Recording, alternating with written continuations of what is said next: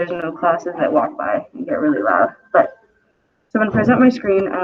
There should be a new Google Classroom assignment called Peter Pan Story, because we're going to read a section from Peter Pan today. Am I still loud enough? You guys can still hear me?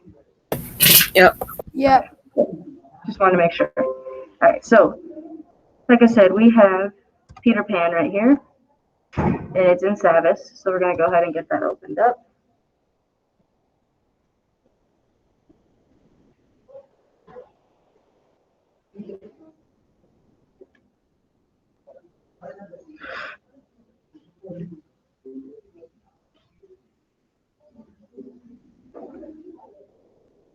Okay.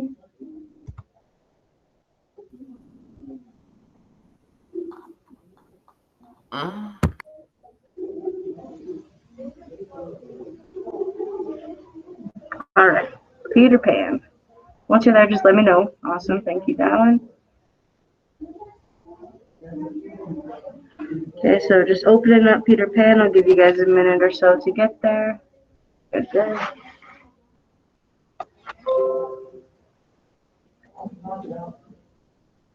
Peter Pan. Peter Pan.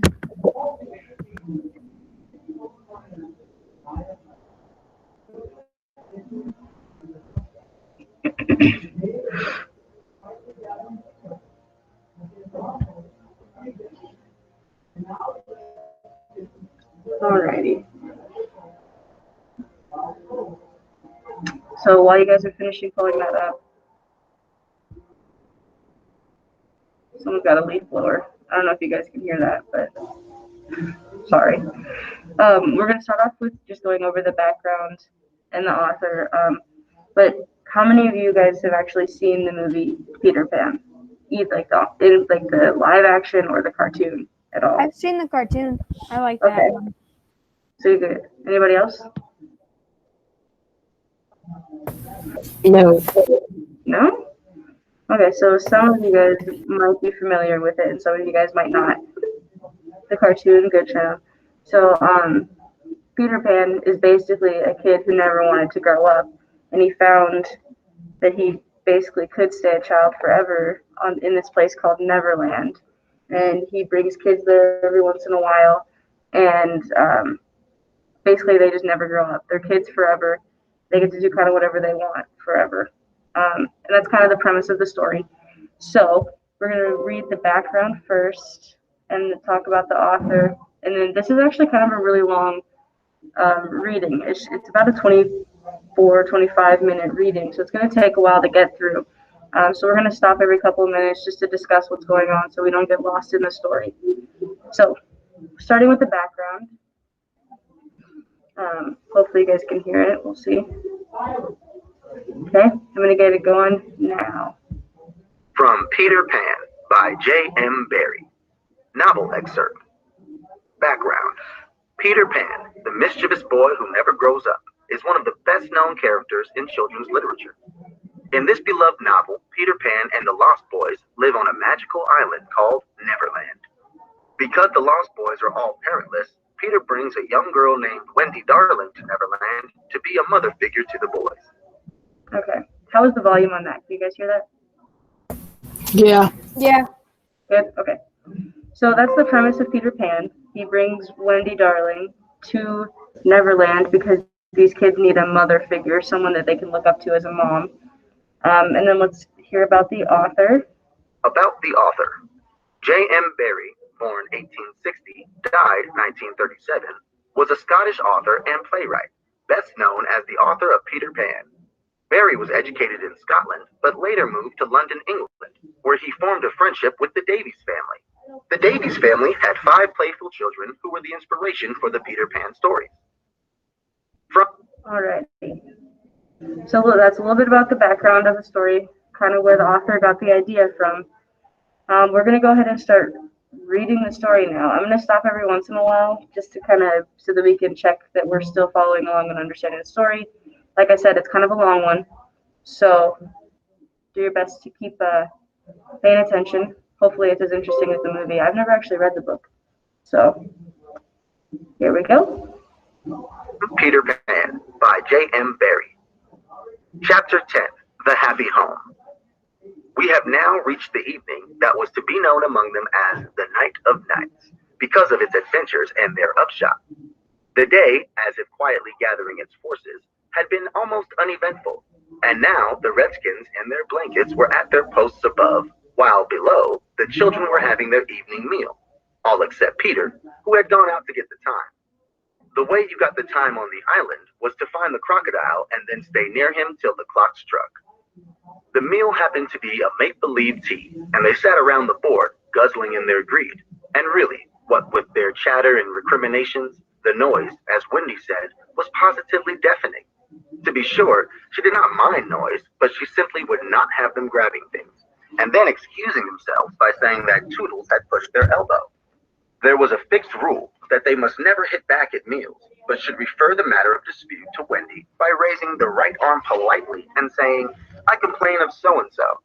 But what usually happened was that they forgot to do this or did it too much. "Silence," cried Wendy, when for the 20th time she had told them that they were not all to speak at once. "Is your mug empty, Slightly, darling?" "Not quite empty, Mummy," Slightly said, after looking into an imaginary mug. "He hasn't even begun to drink his milk," Nibs interposed. This was telling, and Slightly seized his chance. "I complain of Nibs," he cried promptly. John, however, had held up his hand first.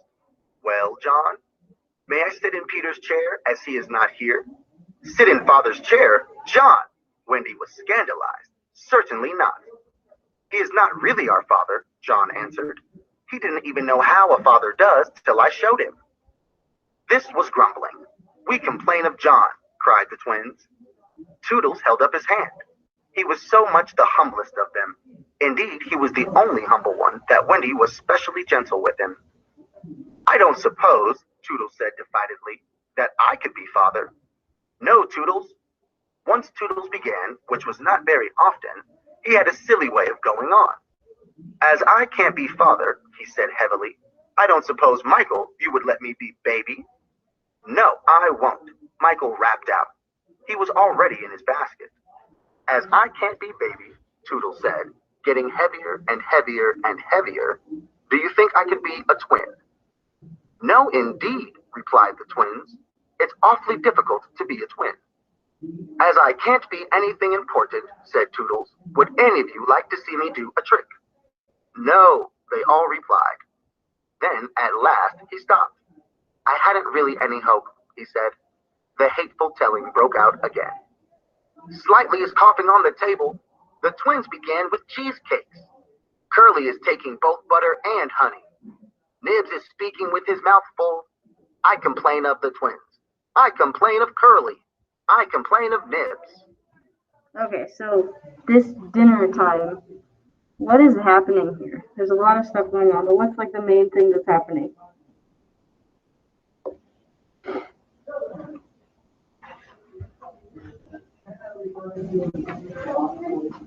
You guys still there? I am.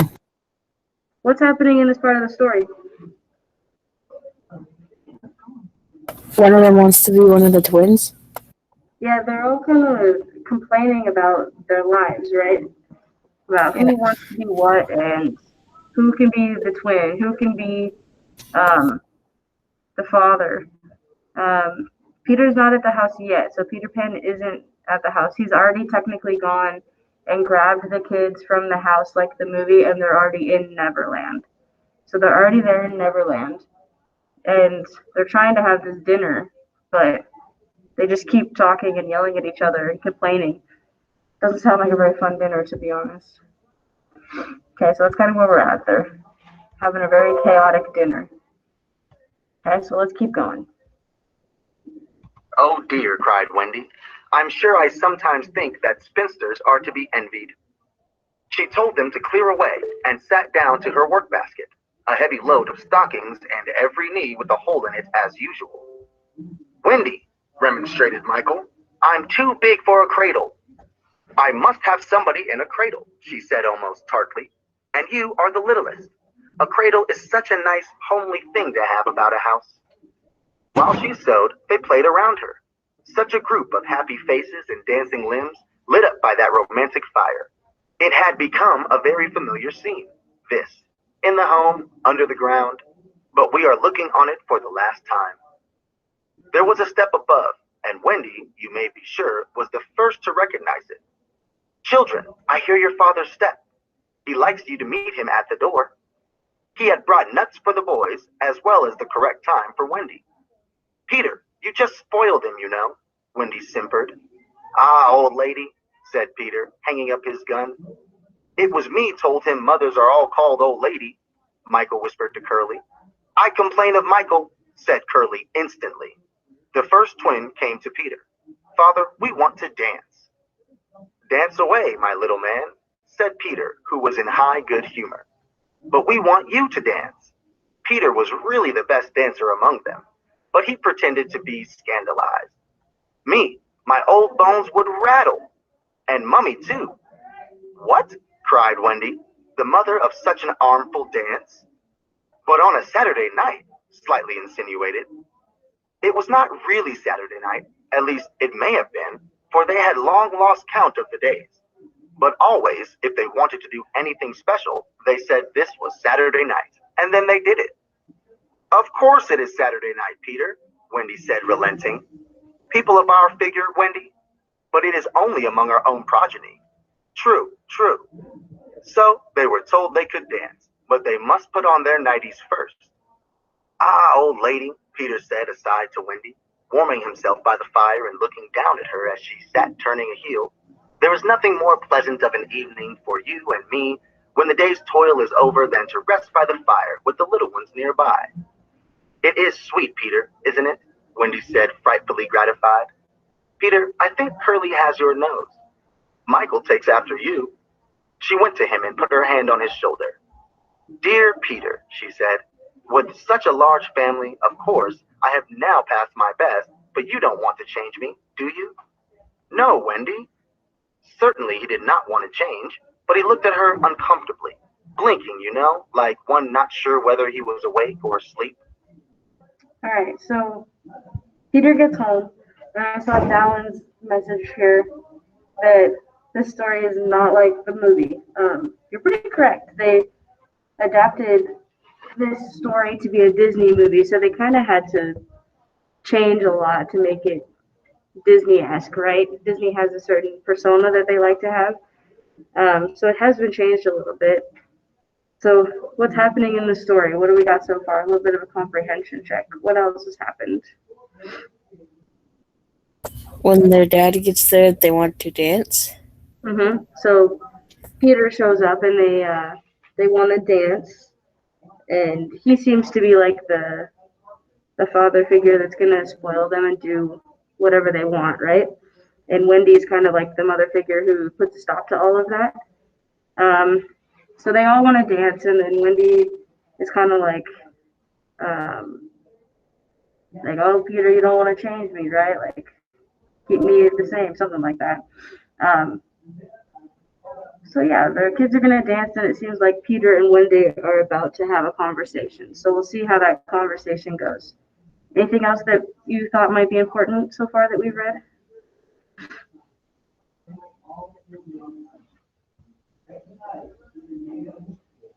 No? Alrighty, let's keep going then. So we're at the no Wendy. No, Peter, what is it? That's the part we're at. So here we go. What is it? I was just thinking, he said, a little scared. It is only make-believe, isn't it, that I am their father? Oh, yes, Wendy said primly. You see, he continued apologetically, it would make me seem so old to be their real father. But they are ours, Peter, yours and mine. But not really, Wendy, he asked anxiously. Not if you don't wish it, she replied, and she distinctly heard his sigh of relief. Peter, she asked, trying to speak firmly, what are your exact feelings to me? Those of a devoted son, Wendy. I thought so, she said, and went and sat by herself at the extreme end of the room. You are so queer, he said, frankly puzzled, and Tiger Lily is just the same. There is something she wants to be to me, but she says it is not my mother. No, indeed it is not, Wendy replied with frightful emphasis. Now we know why she was prejudiced against the Redskins. Then what is it? It isn't for a lady to tell. Oh, very well, Peter said, a little nettled. Perhaps Tinkerbell will tell me. So this conversation that's happening between them, what does Wendy want out of this whole situation? Peter to act right. Yeah, she wants Peter to like actually act like a father figure and like her as like a relationship type of thing. But Peter's like, no, you're just taking care of us. You're here to be a mother, not anything else. So he's really confused by it, and she's mad because she's not getting what she wants out of it, right? Okay, and then go ahead. And then we're gonna meet Tinkerbell. I have a feeling like she's gonna be a little bit different than the story or the movie as well, right? She might be meaner. She might be meaner, yeah. So let's see what Tinkerbell is in this story. So here we go. Oh, yes, Tinkerbell will tell you, Wendy retorted scornfully. She is an abandoned little creature. Here, Tink, who was in her bedroom, eavesdropping, squeaked out something impudent. She says she glories in being abandoned, Peter interpreted. He had a sudden idea. Perhaps Tink wants to be my mother. You silly ass, cried Tinkerbell in a passion. She said it so often that Wendy needed no translation. I almost agree with her, Wendy snapped. Fancy Wendy snapping. But she had been much tried, and she little knew what was to happen before the night was out. If she had known, she would not have snapped. None of them knew. Perhaps it was best not to know. Their ignorance gave them one more glad hour. And as it was to be their last hour on the island, let us rejoice that there were 60 glad minutes in it. They sang and danced in their nightgowns. Such a deliciously creepy song it was, in which they pretended to be frightened at their own shadows, little witting that so soon shadows would close in upon them, from whom they would shrink in real fear. So uproariously gay was the dance, and how they buffeted each other on the bed and out of it. It was a pillow fight rather than a dance, and when it was finished, the pillows insisted on one more bout, like partners who know that they may never meet again. The stories they told, before it was time for Wendy's good night story, even slightly tried to tell a story that night, but the beginning was so fearfully dull that it appalled not only the others, but himself, and he said happily, yes, it is a dull beginning. I say, let us pretend that it is the end. And then, at last, they all got into bed for Wendy's story, the story they loved best, the story Peter hated. Usually, when she began to tell this story, he left the room, or put his hands over his ears. And possibly, if he had done either of those things this time, they might all still be on the island. But tonight, he remained on his stool, and we shall see what happened. Okay, so that's the end of the first chapter, the first section. After Peter and Wendy kind of got mad at each other, they, all of them, plus the kids, did what? What were they doing? Story. Yeah, they were telling stories, having some sort of like weird party, dancing around on the beds and stuff. And then they all settled down, and Wendy's going to tell a story. So that's our next part here, Wendy's story. In the movie, is there a point where she tells a story? I don't remember. Yeah, I think so. Yeah? Do you remember what her story is about in the movie? No, I think she tells her story at like the beginning of the movie, the cartoon. Okay, so maybe, I don't know. We'll have to see what her story's about. So let's go and keep going. We're about halfway done. So I think we probably have chapter 11, this story left. So, chapter 11. Chapter 11, Wendy's story. Listen then, said Wendy, settling down to her story, with Michael at her feet and 7 boys in the bed. There was once a gentleman. I had rather he had been a lady, Curly said. I wish he had been a white rat, said Nibs. Quiet, their mother admonished them. There was a lady also, and... Oh, Mummy, cried the first twin. You mean that there is a lady also, don't you? She is not dead, is she? Oh, no. I am awfully glad she isn't dead, said Toodles. Are you glad, John? Of course I am. Are you glad, Nibs? Rather, are you glad, twins? We are glad. Oh dear, sighed Wendy. Little less noise there, Peter called out, determined that she should have fair play, however beastly a story it might be in his opinion. The gentleman's name, Wendy continued, was Mr. Darling, and her name was Mrs. Darling. I knew them, John said, to annoy the others. Before we go on, who are Mr. and Mrs. Darling? You guys remember? It's the same as in the movie, too, if that helps. Who are Mr. and Mr. Darling? Yeah, that's Wendy and John and Michael's parents, right? Those are the parents that Peter kind of kidnapped them from. So I think that the story she's about to tell is a story from before they kind of got kidnapped and taken to Neverland. Because I think they kind of got kidnapped. They didn't really know what they were getting into when they went to Neverland. That's my opinion, though. Okay? All right, let's go ahead and keep it going. I think I knew them, said Michael rather doubtfully. They were married, you know, explained Wendy. And what do you think they had? White rats, cried Nibs, inspired. No, it's awfully puzzling, said Toodles, who knew the story by heart. Quiet, Toodles. They had 3 descendants. What is descendants? Well, you are one, twin. Did you hear that, John? I am a descendant. Descendants are only children, said John. Oh dear, sighed Wendy. Now these 3 children had a faithful nurse called Nana.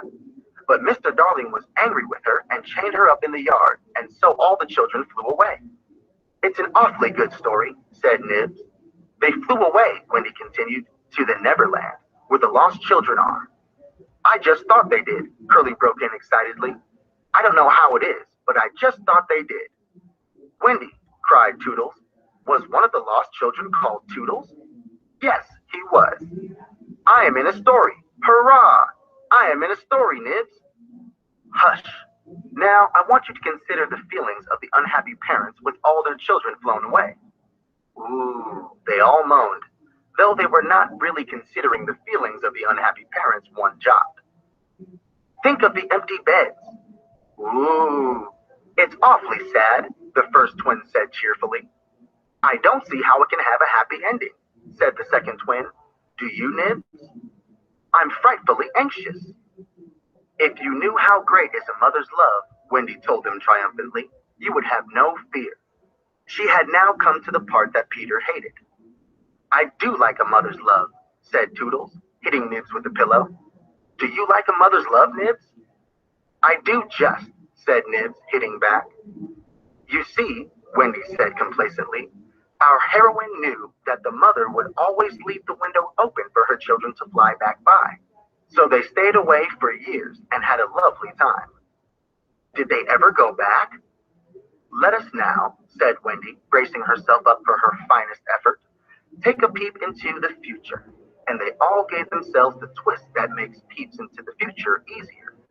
Years have rolled by, and who is this elegant lady of uncertain age alighting at London Station? Oh, Wendy, who is she? Cried Nibs, every bit as excited as if he didn't know. Can it be? Yes. No, it is the fair Wendy. Oh! And who are the 2 noble portly figures accompanying her, now grown to man's estate? Can they be John and Michael? They are. Oh! See, dear brothers, says Wendy, pointing upwards. There is the window still standing open. Ah, now we are rewarded for our sublime faith in a mother's love. So up they flew to their mummy and daddy, and pen cannot describe the happy scene over which we drew a veil. All right. Also, if you can hear the leaf blower, I'm sorry. It's kind of loud. So the story that Wendy told, what was her story about?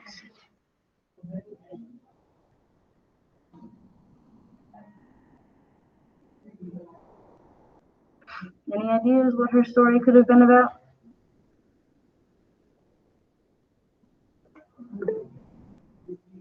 Them before they were taken. You're on the right track. So they were taken, right?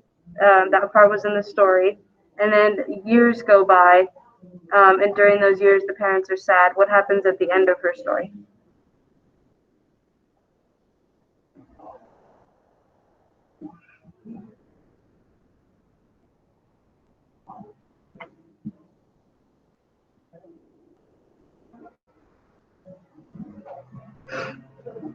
What about the end of the story? Do they go back? Do they stay in Neverland forever? Didn't they go back? Yeah, they go back. They go back home, and they're older now. But the parents have still been waiting the whole time for them to come back. So they're all happy and all that stuff. Do you think that that's the way that Wendy wants the story to go? Do you think that she wants to stay in Neverland forever, or do you think she wants to go home? Stay. Stay. Anybody else? Dallin thinks she wants to go home. Possible. Would you guys want to be in Neverland forever? No. No? I don't think I would either. No. Alrighty. Let's go ahead and keep going. So we are on line 143 is where we're going to start here. So here we go. That was the story, and they were pleased with it, as the fair narrated herself. Everything just as it should be, you see. Off we skipped like the most heartless things in the world, which is what children are, but so attractive. And we have an entirely selfish time. And then, when we have need of special attention, we nobly return for it, confident that we shall be rewarded instead of smacked. So great indeed was their faith in a mother's love that they felt they could afford to be callous for a bit longer. But there was one there who knew better, and when Wendy finished, he uttered a hollow groan. "What is it, Peter?" she cried, running to him, thinking he was ill. She felt him solicitously, lower down than his chest. "Where is it, Peter?" "It isn't that kind of pain," Peter replied darkly. "Then what kind is it?" "Wendy, you are wrong about mothers." They all gathered round him in a fright, so alarming was his agitation, and with a fine candor he told them what he had hitherto concealed. "Long ago," he said, "I thought like you, that my mother would always keep the window open for me, so I stayed away for moons and moons and moons, and then flew back. But the window was barred, for mother had forgotten all about me, and there was another little boy sleeping in my bed." I am not sure that this was true, but Peter thought it was true, and it scared them. "Are you sure mothers are like that?" "Yes." So this was the truth about mothers, the toads. Still, it is best to be careful, and no one knows so quickly as a child when he should give in. "Wendy, let us go home," cried John and Michael together. "Yes," she said, clutching them. "Not tonight?" asked the lost boys, bewildered. They knew, in what they called their hearts, that one can get on quite well without a mother, and that it is only the mothers who think you can't. "At once," Wendy replied resolutely, for the horrible thought had come to her. Perhaps mother is in half mourning by this time. This dread made her forgetful of what must be Peter's feelings, and she said to him rather sharply, "Peter, will you make the necessary arrangements?" "If you wish it," he replied, as coolly as if she had asked him to pass the nuts. Alright, so Peter is basically like, moms forget about you eventually. And then what do what do Wendy, John, and Michael do then? What do they want after that?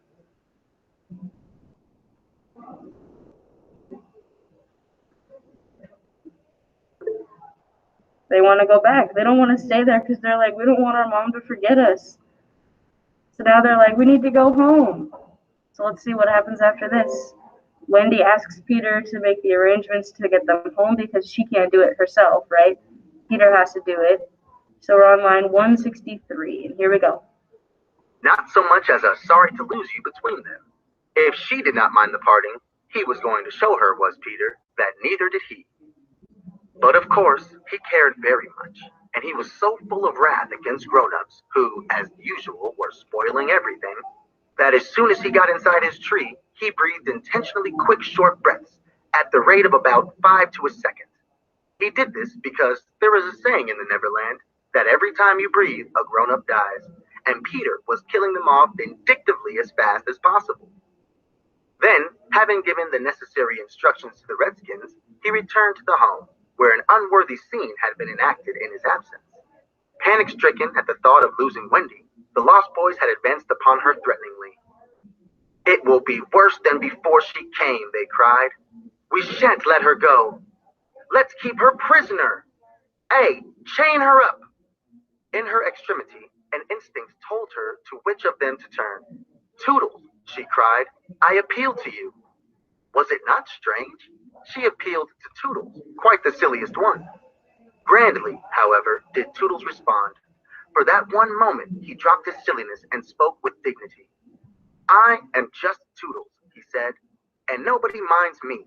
But the first who does not behave to Wendy like an English gentleman, I will blood him severely." He drew back his hanger, and for that instant his sun was at noon. The others held back uneasily. Then Peter returned, and they saw at once that they would get no support from him. He would keep no girl in the Neverland against her will. "Wendy," he said, striding up and down, "I have asked the Redskins to guide you through the wood, as flying tires you so." "Thank you, Peter." Then he continued, in the short, sharp voice of one accustomed to be obeyed, "Tinkerbell will take you across the sea. Wake her, Nibs." Alright. So, just as a bit of a review, Wendy, Michael, and John are trying to go home. What do the Lost Boys do then? While Peter's gone, what do the Lost Boys do to Wendy?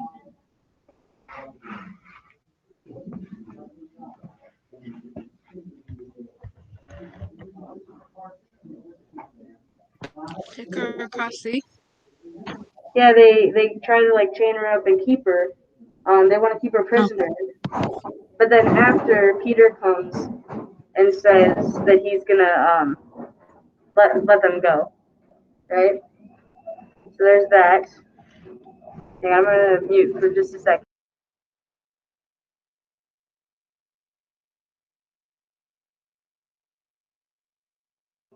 Alrighty, so they basically Peter's like, "We're gonna get you. We're gonna take you home. It's fine.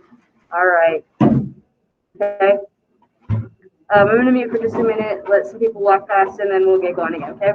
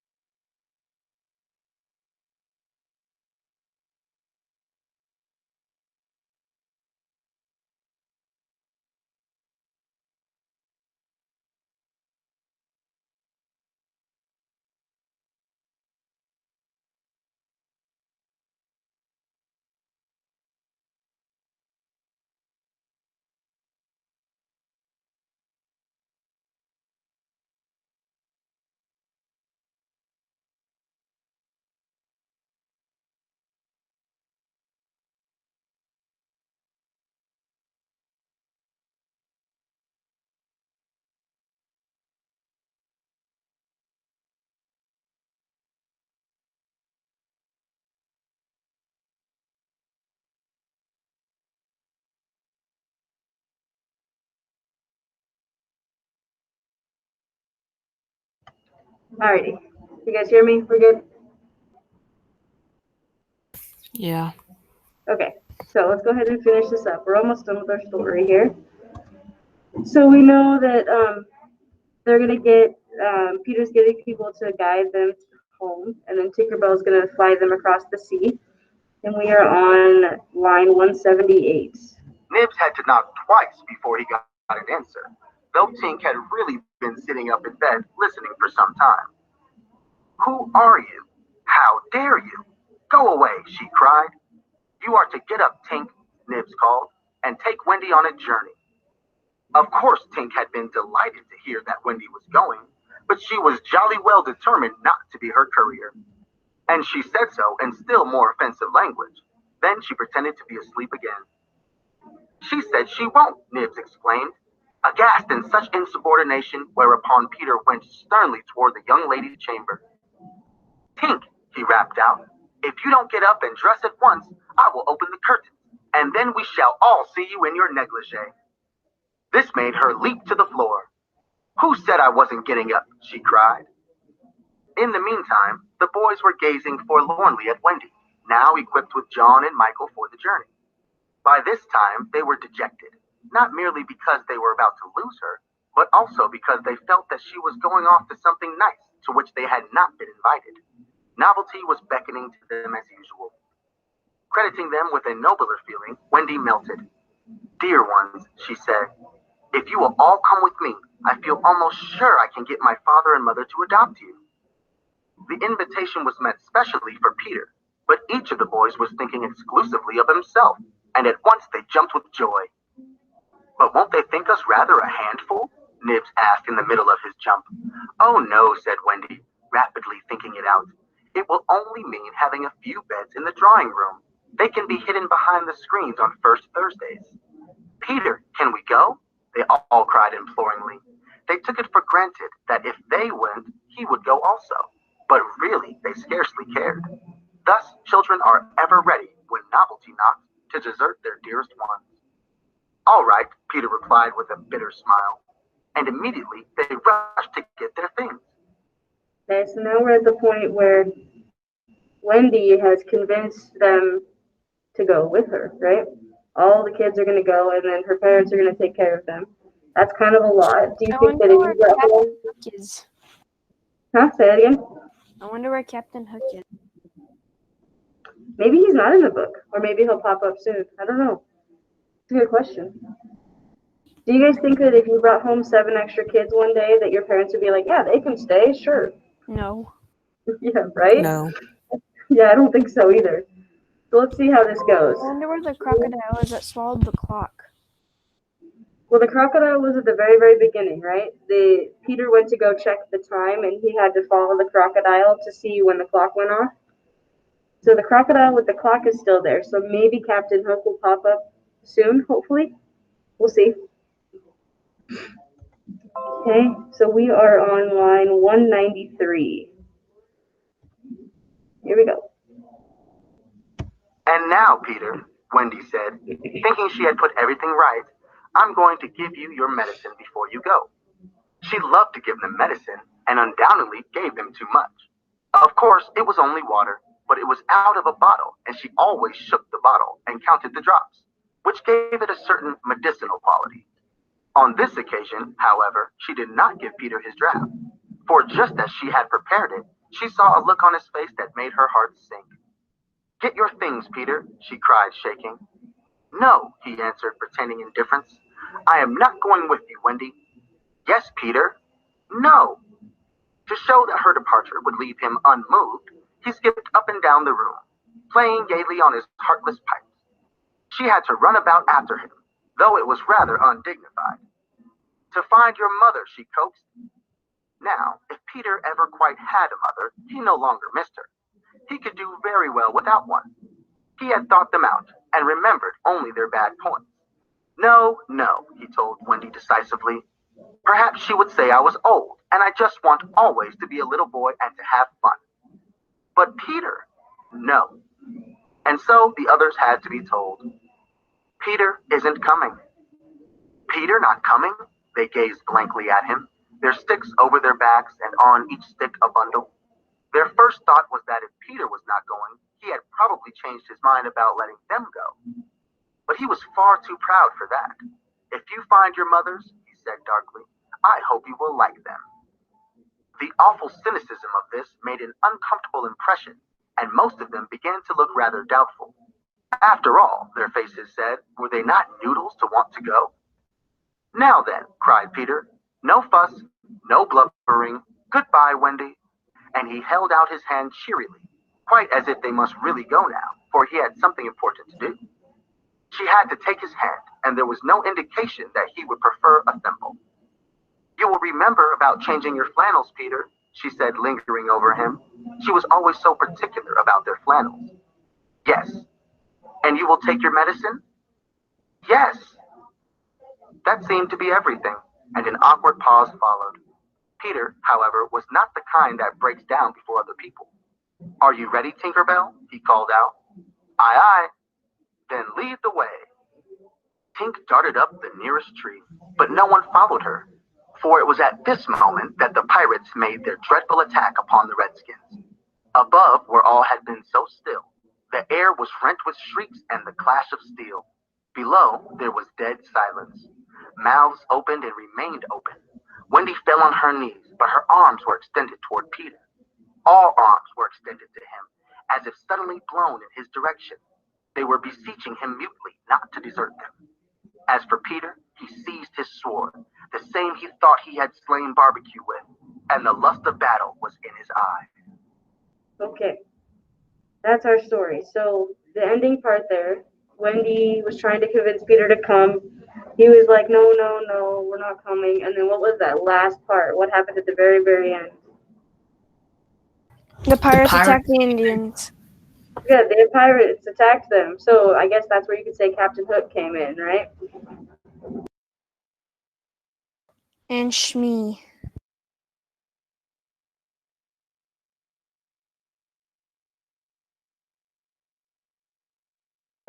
So yeah, the pirates came, and then we don't know what happened from there. Remember, this is a whole long book, so this was just 2 chapters of that book. But it seems like there might have been a Captain Hook in there if the pirates are there, right? And I'm gonna Smee. assume so. So we got a little bit of time. So under the first thing, I'm gonna give you guys maybe 5 minutes to work on this part. Under making meaning, we're gonna do just like we did yesterday, the first read, where we answer the 4 questions. So we're gonna go ahead and open up that chart. The title of it is Peter Pan. And then, hang on. Oh my gosh. Stop it. There we go. There we go. So for notice, you have who is the story about, what happened, where, when, and why. How do you write like what it's about? Because it's about a bunch of people. Just name a few, like the most important people.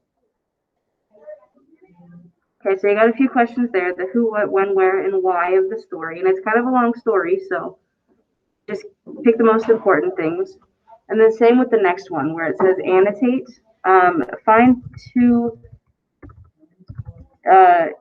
highlight 2 important things. And it can be anything that you found interesting, important, confusing. So anything you found important, interesting, confusing. So just highlight 2 important things for that one. And then for the next part, for the connections, connect this story to you if you can, to others, any sort of media. So we know that there is a movie based on this book, so maybe you can connect it back to the book and the movie. Any other stories we've read.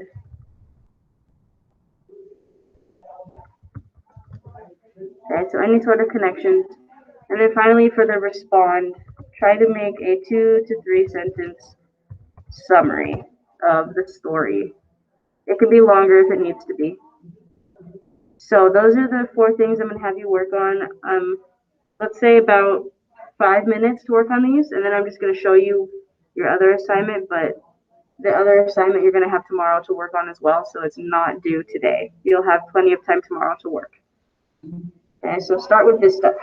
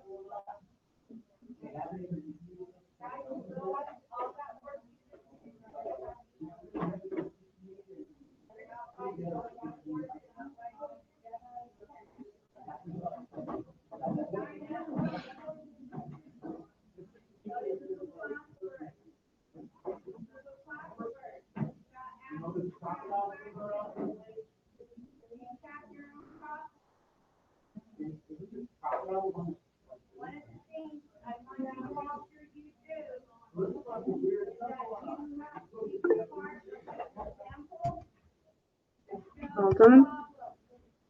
Okay.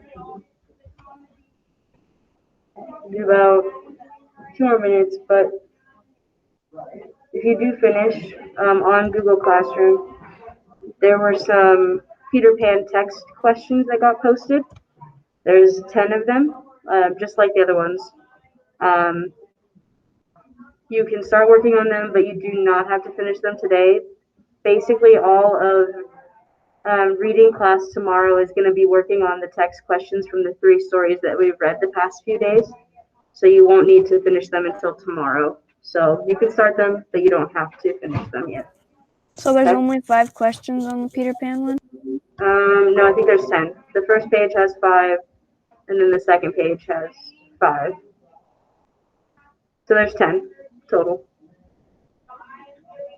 But you'll have plenty of time to work on them tomorrow, so you do not need to start them today. You can always take the class period tomorrow to work on them, because we're going to have it as like a work day to finish up anything from both of these stories, or all 3 of the stories that we've done the past 2 days.